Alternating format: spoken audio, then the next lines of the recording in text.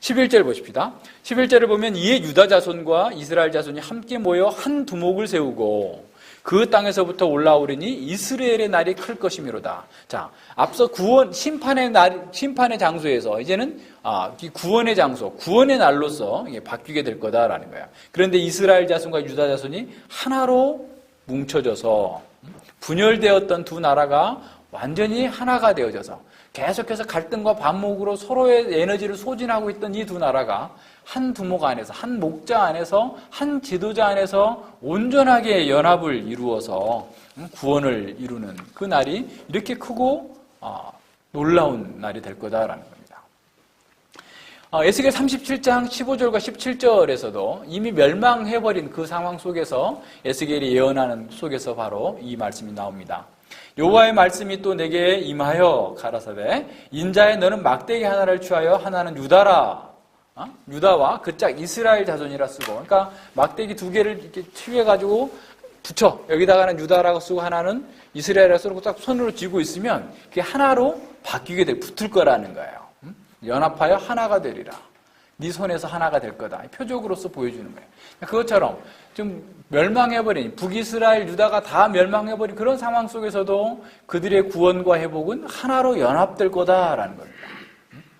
두목이라는 말은 우두머리, 지도자라는 그런 뜻인데, 이 왕정 시대가 지금 이미 도래했음에도 불구하고 왕이 아닌, 왕이라고 하지 않고 지도자, 왕정 시대 이전의 사사와 같은 그런 지도자라는 의미를 썼던 이유는 뭐냐면 세습적인 정치적 왕권을 가지고서 다시 유다가 회복되고 이스라엘이 회복되는 것은 어렵고 하나님께서 세우신 참 지도자가 그들을 구원하게 될 것이다 라고 하는 사실을 보여주는 거죠. 그래서 그 땅으로부터라는 것은 사실은 이미 심판받아서 좀 유배지로 떠나 있는 아수르라든가 바벨론에 흩어져 있는 그 땅으로부터 올라와서 하나가 되게 할 것이다 라고 하는 그런 약속이 여기에 포함된 겁니다. 이스라엘의 날이라고 할 때 이스라엘의 날이라는 것은 이사야 9장에 보면 이사야 9장 4절에 보면 미디안의 날과 같이 메시아의 날에 모든 이스라엘 백성들이 탈취물을 나누면서 기뻐할 거다라고 하는 그 말씀이 있어요. 이사야 9장 3절과 4절입니다.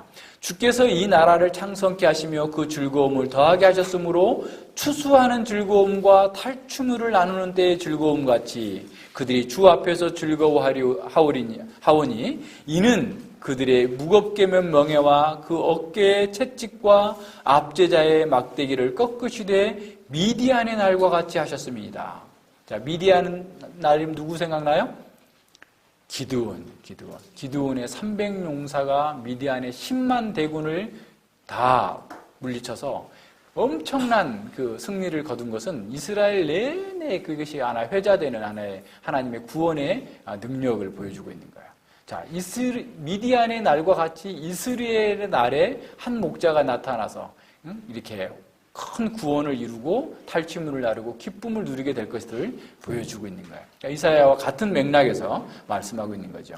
자, 이사야 그 맥락을 좀 더 보면 이사야 9장 5절로 7절을 보면 어지러이 싸우는 군인의 갑옷과 피 묻은 복장이 불의 섭같이 사라지리니 이는 한 아이가 우리에게 낳고, 자, 여기서 지금 한 지도자가 이사야에서는 한 아이로 나오고 있어요. 그냥 갓난 아이를 얘기하고 있는 게 아니에요. 우리에게 낳고 한 아들을 우리에게 주신 바 되었는데 그 어깨에는 정사를 메었고, 그러니까 이 정사를 맨다라는 것은 당시에 이렇게 왕들이 망토를 써요. 이렇게 망토, 이렇게 무슨 뭐 슈퍼맨의 망토 이런 거 쓰잖아요. 그게 다 옛날 고대 왕들이 이렇게 망토를 쓰고 왔을 때 그 표정이에요. 이 망토를 맸다라는 것은 그 왕으로서의 권위를 메었다라는. 그러니까 아이지만 그냥 아이가 아니고 온 세상을 통치하시는 그런 정사를 맨, 그 망토를 입은 그런 왕이다라고 하는 것을 보여주는 거예요. 정사를 메었고 그 이름은 기묘라, 원더풀이다. 그러니까 우리가 도무지 이해할 수 없을 정도로 놀라운 분이다라는 거예요. 모사다. 그러니까 뭐 카운셀러다 이런 말이 아니고 온 세계를 경영하는 분이다라는 거예요. 경영자시다라는. 탁월한 분이다. 전능하신 하나님이라 영종하시는 아버지라 평강의 왕이라 할 것이며 그 정사와 평강의 더함이 무궁하며 또 다윗의 위에 앉아서 그 나라를 굳게 세우고 자기 이후 영원토록 공평과 정의로 그것을 보존하실 것이라 만군의 여호와의 열심히 이를 이루리라. 그러니까 이사야를 통하여서 한 메시아가 오셔서 이 지금 멸망하게 될 이 유대를 구원하실 텐데 이와 같이 하실 거다라고 하는 것을 보여주는 것처럼 지금 호세아는 바로 이스라엘의 날에 한 목자가 유다와 이스라엘을 구원하셔서 하나로 연합하여서 온전한 평강의 날, 승리의 날, 기쁨의 날, 그 날을 이루실 거다라고 하는 사실을 예언하고 있는 겁니다. 그래서 하나님께서 이스라엘 대적하였던 그 모든 심판의 시대가 끝나고 이스라엘에게 긍휼을 베푸시는 구원의 날이 시작되는 이스라엘의 날을 얘기합니다. 심판의 장소가 구원의 장소로 바뀌고 심판의 날이 구원의 날로 바뀌게 될 거다라고 하는 사실을 보여주는 거예요. 심판으로 인하여서 피가 뿌려졌던 바로 그 장소에서 생명의 씨가 뿌려지는 이런 놀라운 일들이 벌어지게 될 것이다라는 겁니다. 그것도 유배지로 끌려갔던 사람들이 돌아오면서 온전한 회복이 이루어지게 될 것을 보여주는 거야. 자, 이 예언은 사실은 예수 그리스도의 십자가 안에서 궁극적으로 성취되어진 것이죠. 그리스도의 십자가는 우리의 죄에 대한 심판의 장소로서 피를 뿌린 장소입니다. 그리고 우리의 생명을 심어주기 위하여서 그 십자가에서 승리의 장소가 되었습니다. 그리스도의 십자가는 세상의 모든 억압과 고통과 갈망과 절망과 학대와 분열과 저주와 죽음을 이기는 그런 심판의 장소였고 이스라엘이었습니다. 바로 그 십자가에서 하나님의 백성들에게 생명의 새로운 씨가 뿌려지는 사랑과 긍휼의 장소였던 거죠. 심판의 장소였던 바로 이스라엘의 날이 하나님께서 세우신 그 지도자를 통하여서 승리와 생명의 날, 이스라엘의 날, 축제의 날이 되었던 것처럼 그리스도의 십자가는 우리의 죄에 대한 심판과 더불어서 하나님의 공의와 사랑이 가장 선명하게 오버랩되는 바로 그런 승리의 십자가이기도 합니다. 그리스도는 이 세상의 모든 신분과 인종과 지역과 모든 차별들을 다 없애버리고 치료하여서 하나로 연합하게 합니다. 갈라디아서 3장 28절에서 말씀하고 있는 것처럼 유대인이나 헬란이나 종이나 자주자나 남자나 여자 없이 다 그리스도 안에서 하나가 되는 온전한 일치를 이루게 되는 것이죠. 그래서 그리스도의 구속의 목적은 하늘에 있는 것이나 땅에 있는 것이나 모두가 다 모든 무릎을 그리스도께 꿇게 하는 에베소서 1장 10절에서 말씀하고 있는 것처럼 그리스도 안에서 통일되게 하는 것이 목표입니다. 에베소서 2장에서 보여주고 있는 건 이방인과 유대인 사이에 막힌 담이 헐어지는 것처럼 모든 사람들과 모든 차별의 벽들이 다 무너져서 온전히 그리스도 안에서 성령 안에서 하나 되게 만들어주는 것이죠. 그래서 그리스도 안에서 우리는 모든 분열과 갈등을 치료하고 온전히 하나님과 연합되어지는 겁니다. 오직 그리스도의 생명을 소유하고 성령 안에서 하나가 되었기 때문에 우리가 온전히 하나가 되는 그런 구원에 참여하게 되는 것이죠. 이것이 우리의 구원의 능력이고 구원의 아름다움이고 교회의 아름다움입니다. 교회가 분열하고 갈등하는 것은 사실은 이런 그리스도의 십자가의 능력을 이해하지 못했기 때문에 그런 거예요. 온전하게 하나가 되는 것이 그리스도께서 십자가에서 피 흘리신 그 은혜를 나타내는 것입니다. 교회가 무엇인가를 하는 것이 중요한 게 아닙니다. 수많은 봉사활동과 수많은 프로그램을 돌리는 게 중요한 게 아니에요. 새벽 기도를 열심히 하고 또 뭔가를 열심히 하고 이런 것들이 중요한 게 아니에요. 교회에서 진정으로 중요한 것은 사실은 진리 안에서 성령 안에서 이렇게 연합되는 거예요. 분열과 갈등이 다 사라지는 거예요. 근데 사람들은 어떤 일을 하면서 자꾸 분열하고 싸워. 그죠? 교회에서 일하면 싸워. 네. 왜 그래요? 뭔지 모르는 거예요. 진리 안에서 성령 안에서 연합되어 있지 않기 때문에 그런 겁니다.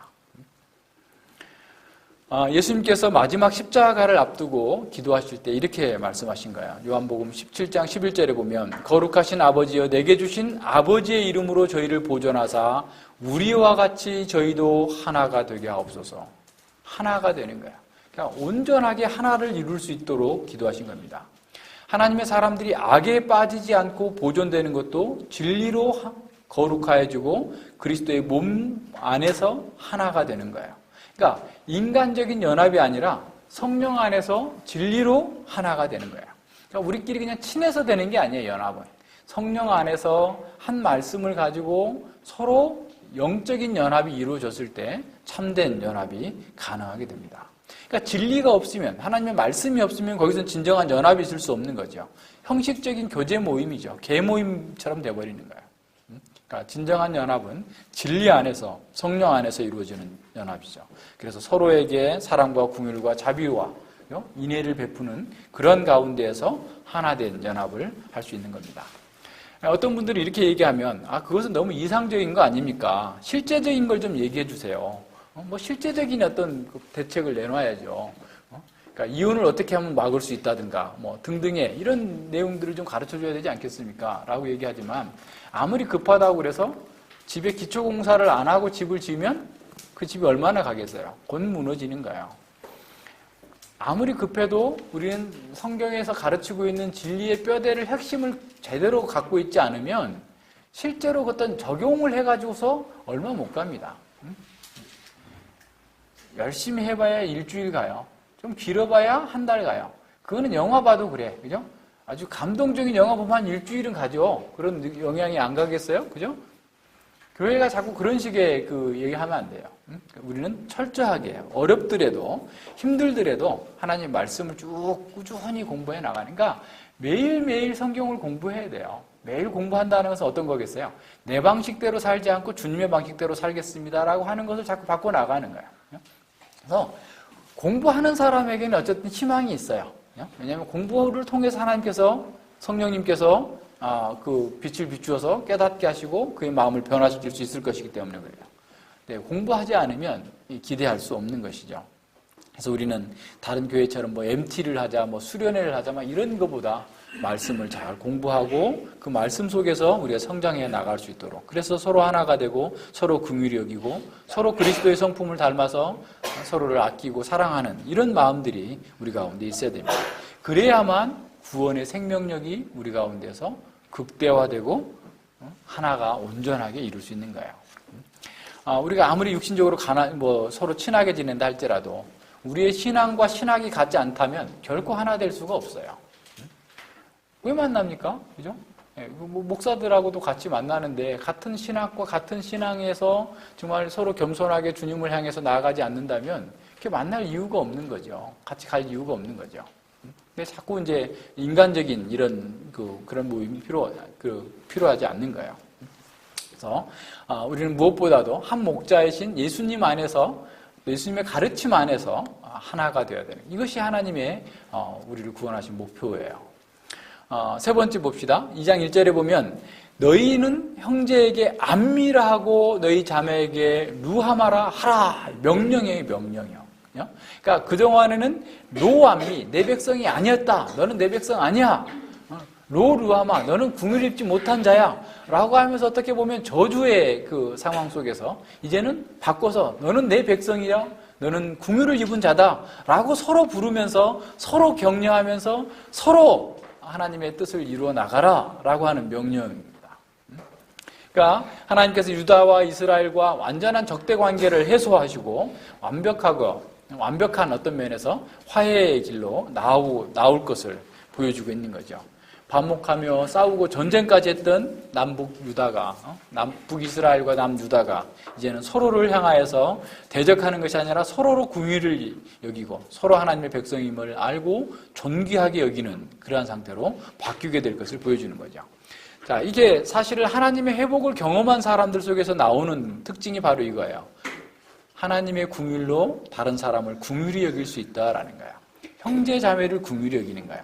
그러니까 긍휼이라는 건 어떤 거냐면 죄로 인해서 죽어있는 그 상태의 비참함을 안타깝게 여기고 슬퍼하면서 동시에 어떻게 하냐면 그러한 자리에서 해소될 수 있도록 그러니까 정말 그 죄로 인해 죽어있는 자리에서 슬픔의 자리에서 고통의 장소에서 건져내는 게 긍휼이에요.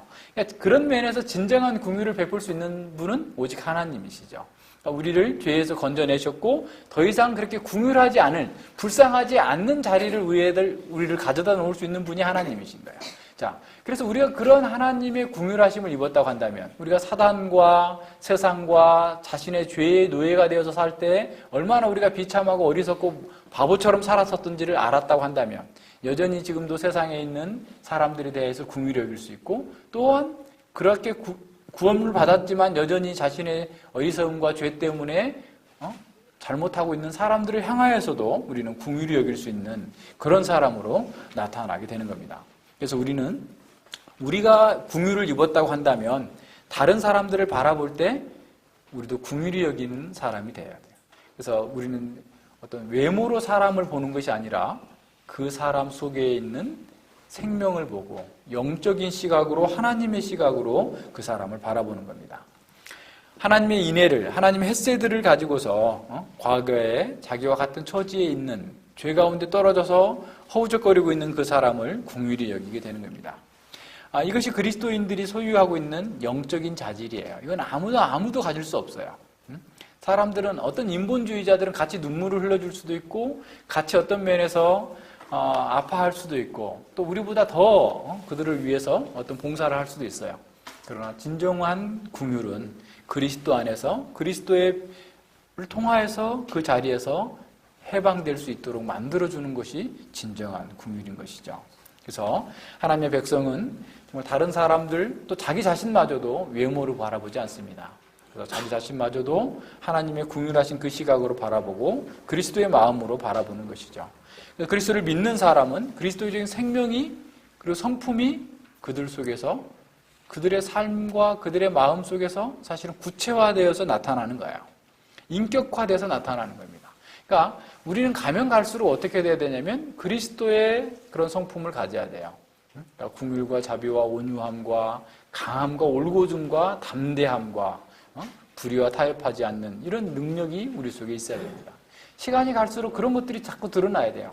이렇게 드러나야 세상을 이길 수 있는 것이지. 앞서 우리가 히브리서 5장에서 본 것처럼 여전히 어린아이와 같아가지고 젖만 먹을 수 있는 상태가 있다고 한다면 안 되는 거죠.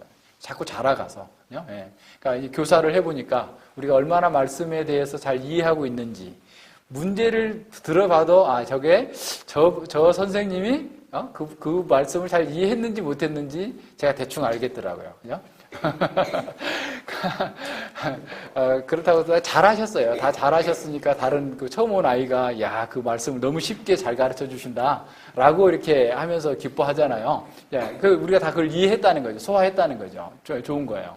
그렇지만 우리가 점점 더 이제 자리에 점점 자라가게 되는 거예요. 그러니까 지난번보다 이번에 훨씬 더 나았고, 그죠? 아이들도 좀 더 성숙해졌고, 그죠? 이런 면에서 우리가 점점 자라가는 것처럼 우리가 예수님을 닮는 면에서 모든 면에서 사실은 좀 닮아져가고 달라져야 돼요. 그것이 정상적인 거잖아요. 그죠? 우리 아이를 낳아놓고 계속 안 자라고 있으면 어떡하겠어요? 얼마나 그 부모가 마음이 아프겠어요. 그죠? 하나님께서 우리를 구원해 주셔서 하나님의 백성 삼으시고 이렇게 놀라운 진리의 말씀으로 날마다 먹이셨는데 계속 그 자리에 머물러 있으면 이렇게 하나님 앞에서 우리가 정말 염치 없는 그런 삶인 거죠. 그래서 우리는 다른 무엇보다도 뭔가를 많이 하고 적게 하고 그건 둘째고 우리가 우선 자라가야 돼요. 우리가 먼저 자라가는데 바로 그리스도의 성품을 따라 사는 것. 그래서 다른 사람을 긍휼히 여기는 거야. 다른 사람에 대해서 루하마라 긍휼히 여김을 받은 자다라고 불러줄 수 있고 서로 그렇게 될 수 있도록 돕는 그런 목회적 차원에서의 삶을 살아갈 수 있도록 해줘야 되는 것이죠. 그래서 서로에게 우리는 너는 하나님의 백성이다. 너는 긍휼을 입은 자다라고 하면서 서로에게 사랑과 자비가 풍성한 그런 상태로 나타나야 됩니다.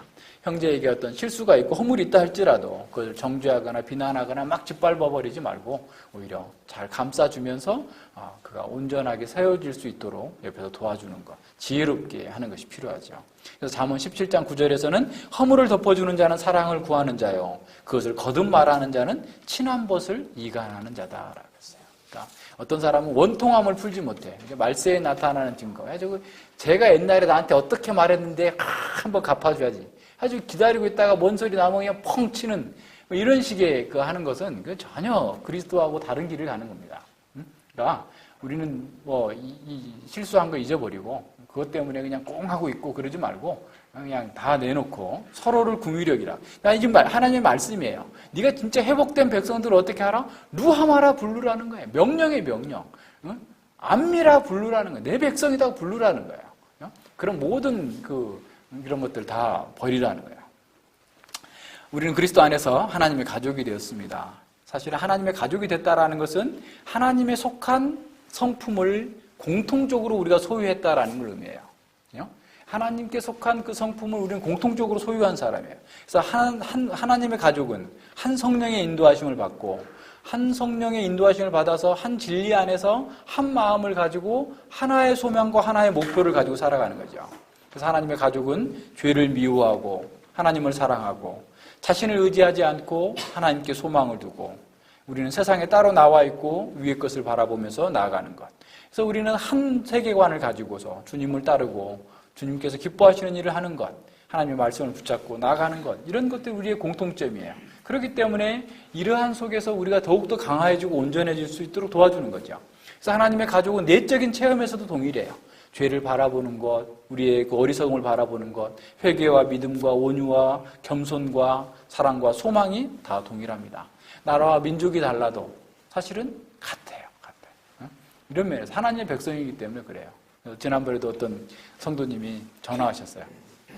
제가 원래는 목사님한테 이런 말을 한 번도 해본 적 없어요. 그러니까 자기가 이제 그동안 만났던 목사님들이 있었을 거 아니에요. 근데 이분이 말씀이 깨닫고 나니까 이게 좀 막 말하고 싶은 거예요. 그래서 이제 막 얘기를 하는 거예요. 근데 듣는 내가 기쁜 거죠.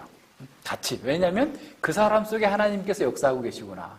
그 사람 속에서 그 말씀을 통해서 그의 마음을 변화시키고 그의 지성을 깨우쳐 주셔서 분별력을 갖게 하고 그런 세상에 예전에는 잘 몰라서 타협하고 이렇게 했던 것들이 잘못이구나 라는 사실을 알고 내가 말씀대로 하겠습니다 라고 하는 그런 아주 거룩한 그런 열정이 있는 것. 한국 사람이 아니래도 같은 마음을 갖고 같은 느낌을 공유하는 거예요. 같은 체험을 갖는 거죠. 이런 면에서. 그죠?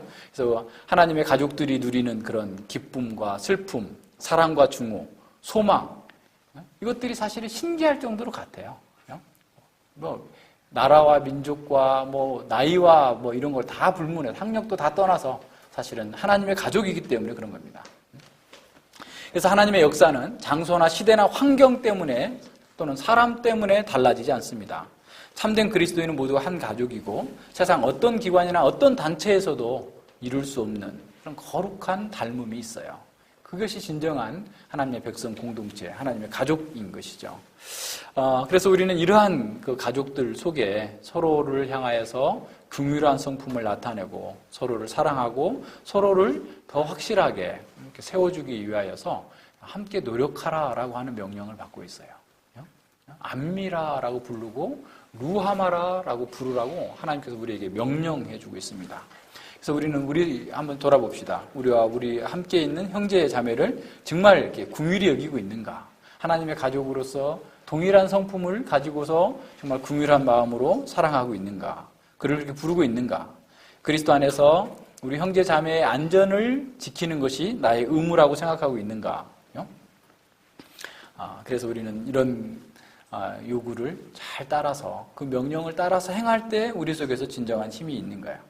교회의 힘은 다른 게 있는 게 아니에요. 이게 성도가 서로 사랑하고 서로 진리 안에서 하나가 되고 서로 안미라 서로 루하마라라고 부르면서 사랑하는 그런 속에서 진정한 화해와 사랑과 기쁨과 소망이 충만한 곳에서 교회의 힘이 있고 우리가 그 속에서 하나님께서 우리에게 맡기신 사명을 감당할 수 있게 되는 거예요.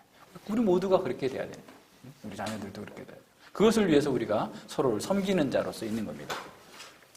자, 이 본문에서는 하나님의 백성의 회복이 어떤 방식으로 언제 이루어질지에 대해서는 나타나지 않습니다. 이러한 역사의 프로그램은 하나님께서 정하실 문제이기 때문에 그렇죠.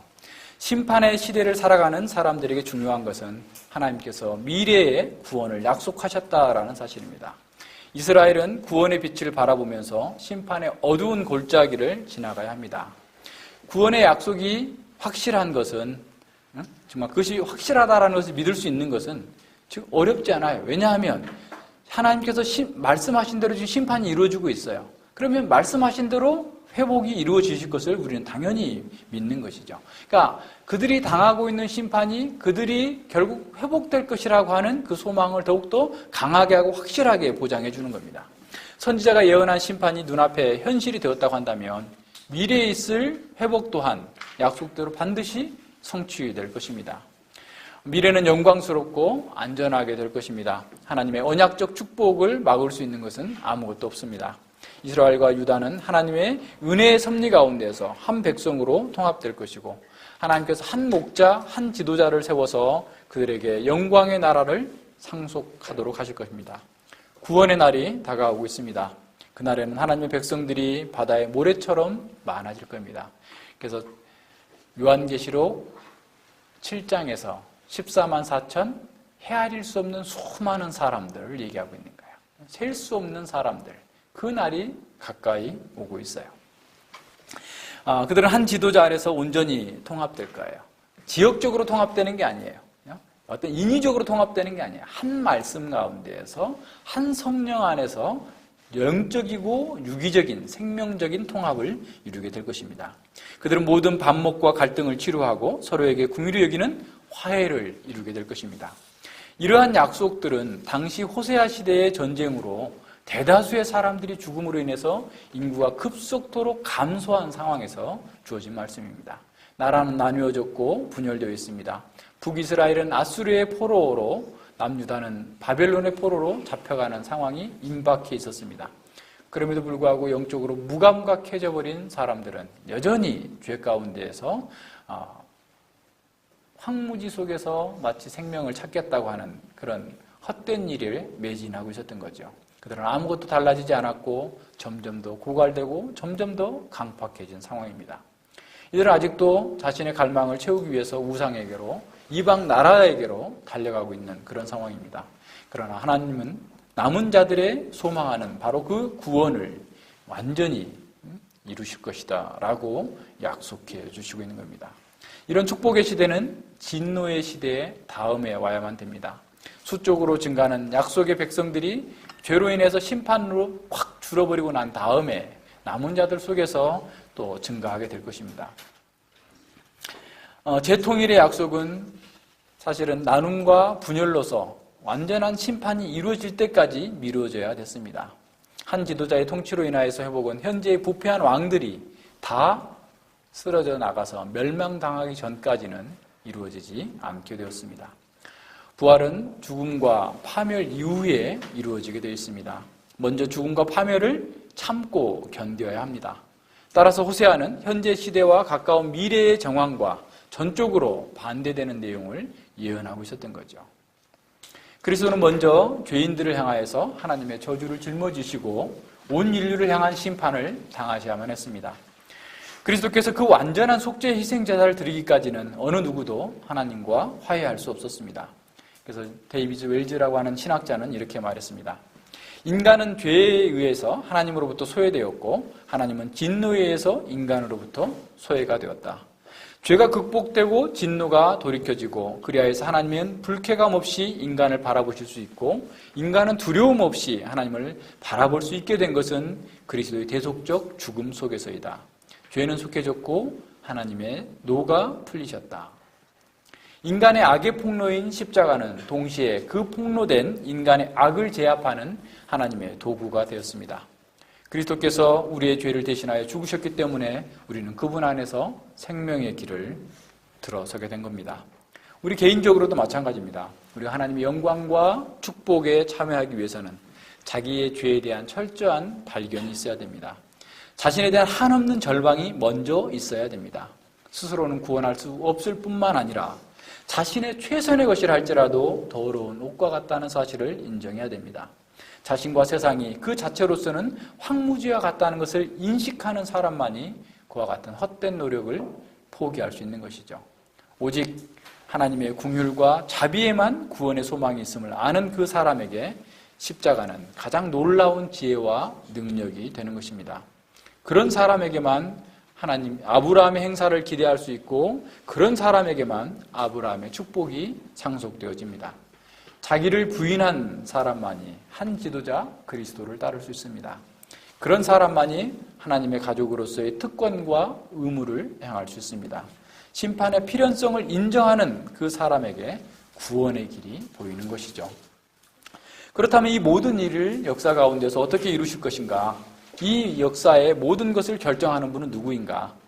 민족과 개인의 운명을 결정하시는 분은 누구일까요? 그것은 이 세상에서의 어떤 강한 능력이나 재벌들이나 강한 군대를 가지고 있는 어떤 군사력이나 기타 그런 것이 아닙니다. 오직 심판과 구원에 대한 모든 역사를 주관하시는 분이 하나님이심을 알아야 됩니다. 하나님은 사람들과 상의하지 않고 홀로 역사를 주관하십니다. 하나님은 당신의 주권을 다른 세력들과 나누시거나 양보하신 적이 없습니다. 때로는 사람의 눈에는 혼란스럽게 보이기도 하고 하나님께서 역사를 방관하시는 것처럼 보이기도 하지만 하나님께서는 영원전에 작정하신 대로 자신의 영광과 그 백성의 구원을 위하여서 역사를 철저하게 이끌어 가십니다. 이것이 우리의 믿음인 것이죠.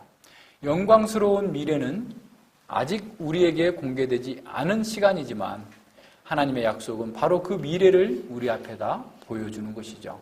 이것은 아직 우리에게 완벽하게 성취되지 않았지만 우리에게는 그것이 이미 실제하고 있는 것이에요. 우리가 2800년 전의 역사를 왜 공부합니까? 호세아 이스라엘 나라 망해버린 나라의 역사를 왜 공부하는 거예요? 그것은 하나님께서 역사 가운데서 하나님의 백성에게 세상에게 어떻게 행하시는지를 알기 위한 거예요. 하나님은 불변하시기 때문에 하나님의 택하신 백성들을 위하여서 어떻게 일하시는 것은 동일하게 일하시는 거예요. 그렇기 때문에 이 구약의 역사를 2800년 전의 역사를 통해서 오늘 우리가 하나님 앞에서 어떻게 반응하고 하나님의 백성으로서의 삶을 살 것인가를 우리에게 가르쳐 주시기 위함인 거예요.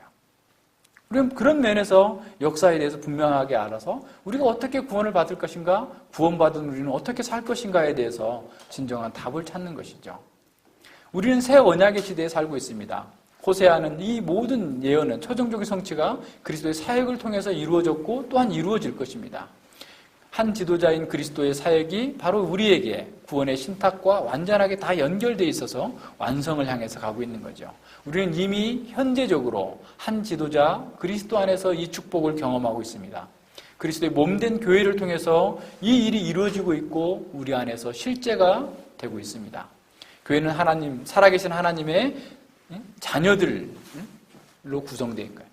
자, 우리는 이제 하나님의 살아계신 자녀들이에요. 아들들이에요. 살아계신 하나님의 살아있는 아들들이에요. 살아계신 하나님의 죽은 아들들이 아니고 살아계신 하나님의 살아있는 아들들이에요.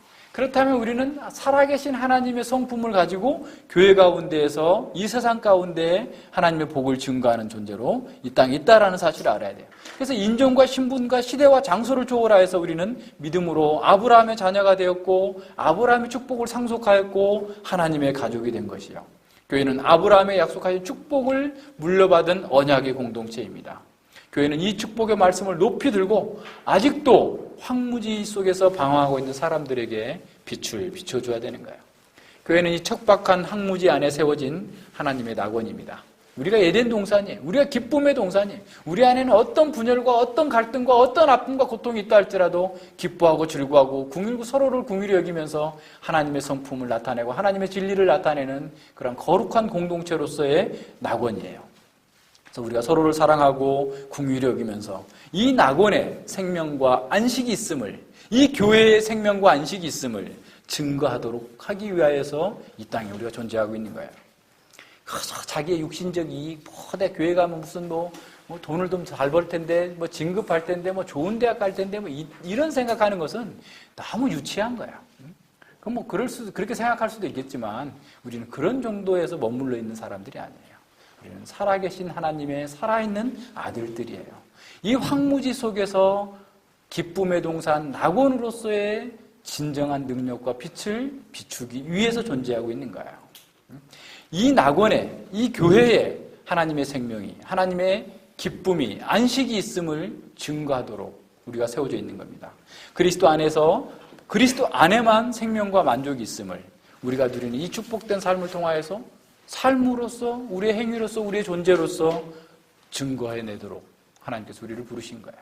그래서 우리는 암미라, 루하마라 서로를 부르면서 하나님의 가족으로서, 하나님을 닮은 성품으로서 우리가 강하고 온전한 사람이 되어줄 수 있기를 같이 기도하고 추구해 나가야 되겠습니다. 기도합니다.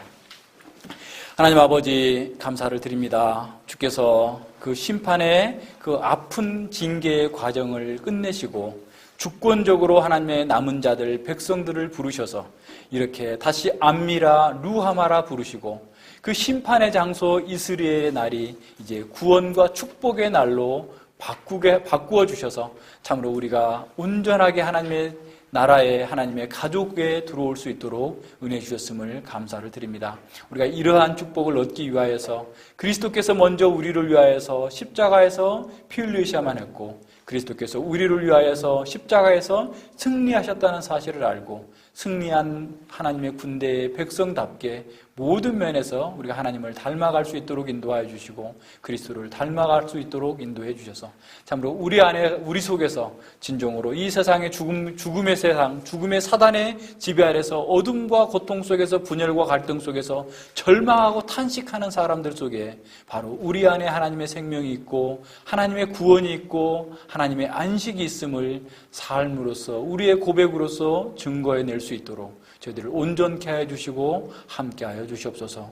감사드리며 예수님 이름으로 기도드립니다. 아멘.